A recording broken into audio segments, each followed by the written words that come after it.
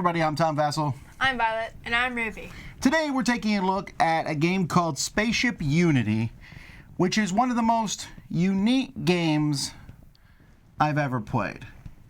And in fact, I think this will be one of the most divisive games that we'll ever talk about, because you are either going to love this game or hate it. And that's because this game has a rule book, it has cards, it has timers.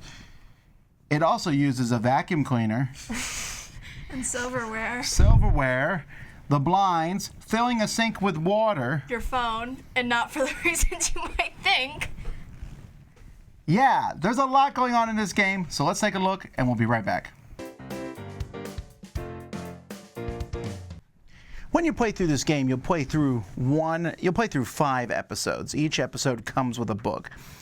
Each episode has a certain length of time. The first couple are 60 minutes, the last is 2 hours, but honestly, these are very replayable. When you play through a book, you're going to have a huge deck of cards, and this is for each episode. So these are the ones here for episode 1. Here's another stack for episode 2, and so on. You're going to read through the prelude, which kind of gives you a story, and then you'll play through the first chapter. When you play through a chapter, you're going to have a bunch of cards you're going to go through.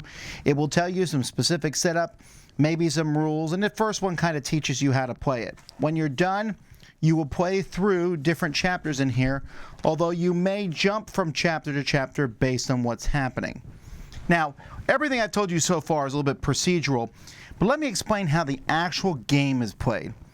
When you play a game, there are different types. There are 2 different types of missions. We have missions that are going to be using a timer, and so when you use a timer, you can use a regular timer. There's also a slightly longer timer, which makes it a little easier for you to go through the book. But you can also play sometimes where you're just trying to get something accomplished, and you go through one at a time before there's a failure on the mission. When you make mistakes, that will cause the problem. On this one, you're flipping the timer back and forth, moving along, and as you move over here, more and more cards might be drawn from this deck. And these cards are going to cause usually negative things, or different various events are going to happen. Now, whenever you play this game, you're going to have various systems in play. Maybe a shield generator, a service panel, a power supply. But for each of these, you need access to something in the house. Like this one says blinds or curtains. Service panel is the silverware drawer. Power supply, the sink. Central processing unit, a calculator. A shelf of books for navigation. 3 different articles of winter clothes. A training handbook. This is a device capable of accessing Wikipedia or a dictionary. A smartphone. If you don't have some of these things, so for example, I live in Florida and we could not find 3 units articles of winter clothing, so we just took one of these backup systems. You can use different backup systems, a small object of your choice, whatever. So each of these systems here is going to be used. During this scenario, it might say, hey, the different cards might say to operate different systems. So this one says, for example, will say charge the jump drive, then get rid of all malfunctions off of systems, and then use the jump drive and jump on the jump drive. And you need to do that to get through this card, and you need to do it without time running out. So whenever you do any cards, we'll take a look at this service panel. So let's say on the service panel, there's reroute power, there's create short circuit, double throughput, rewire, and eliminate malfunction. This is a silverware drawer. So when I reroute power, I need to take 2 metallic objects that are not silverware, place them 20 inches apart, use silverware to establish an uninterrupted connection between the 2 objects, then put the items back in their original locations. So that means I'm taking silverware out of the drawer as fast as I can, putting 2 metal objects somewhere that are at least 20 inches apart, connecting them with the silverware, then putting all the silverware back. I do that, I'm done. This is one person doing this. Many times these things will have malfunctions on them, but before you use them, you have to do it. So this is swap all the silverware between 2 compartments. So all the spoons go to where the knives are, all the knives go to where the spoons are. The blinds might have you open, lower the blinds completely, or close the curtains. That's it, to activate shields. Open a channel. You need to type a very specific message, which gets harder and harder to somebody via text. A training handbook. You need to look up a random article here, read the sentences, and try to get someone else to tell someone else about it. There's all sorts of things. There's things that use vacuum cleaners, a blanket, a clothes hanger per player, the largest room in a play area with at least 2 systems, a folding ruler or a retractable tape measure, and each one has various things that you need to do. Sometimes multiple players are doing them, but many of them, one person in your party is going to run around and do that thing. Sometimes you can work on multiple systems simultaneously. Sometimes you need to wait till one is done. As you go through them, you'll go through these cards. You'll get to the end here. This might say stop the timer. Where's the timer located? What space? That shows what card you go to next. And eventually you will finish the episode. You'll get through to the end of it. It will ask you what things you might have checked off. You have a logbook, and you'll check off various things here, which will affect the story in the future. And then you kind of win together or lose together. You're going to finish the first couple scenarios. You're not really losing them. Just things get worse and worse as time goes by. But that's a little bit of how you play. This is kind of the game that I wish I could show you. We didn't take any video of when we were playing it, but we'll talk a little bit more about it right now. Okay, so when we played this game, there's a few other things I should mention. There are cards that you'll draw in the timer one, and malfunctions are happening on systems, which you got to clear out. In the one where you don't make mistakes, you might draw a card which says, you must always keep your left eye closed. Or this one, you must constantly shake one of your butt cheeks with one hand. You can change hands and butt cheeks as necessary as long as you don't stop. Who came up with that? I thought that was a good idea. Or this one, you must keep your head tilted to the left as far as you can. Wait, All right, so in this game, the rules talk about changing rooms in your house. We played it in multiple rooms in our house. I think, yeah, we played it, and when we added my wife to the mix, she was not prepared for the way the game was going to work. But, okay, I don't know. What did you think about this nonsense of a vacuum cleaner and a shelf of books? And I have to say, I love this game, but it feels the most fun the first time because you don't know what to expect. We played it again, and I was like, I don't enjoy this as much as the first time. And this was like within 2 days, too.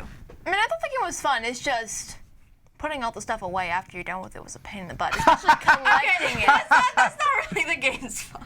Yes, it is. They're the ones who decided to we've choose done what worse games. vacuum cleaners, silverware. Yeah, we had to bring that like upstairs. And I was like the vacuum cleaner, the one thing you have to like wrap the cord up and then stretch it out as far as you can. Then wrap it up again. It was much easier downstairs, to say the least. What about finding the stuff in the books? Some of the tasks were easy, but the fact is you're just rushing around like a crazy person, and there really is a ton of different things to do.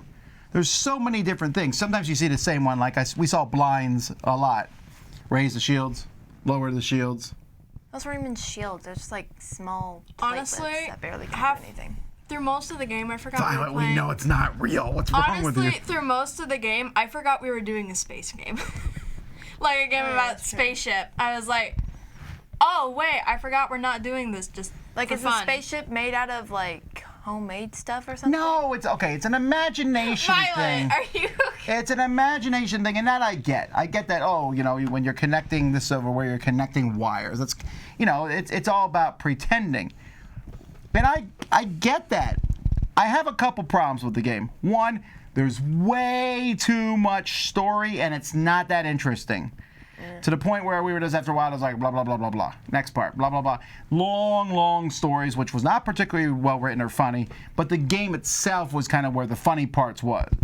The other problem is just some people are really not going to want it. They're not going to want to get out of a chair or stand on top of a bucket or drop something on the floor. There's all kinds of stuff in this game. And there's also a lot of components in this game for what is essentially a party game. Yeah. Make sure you do this at home, though.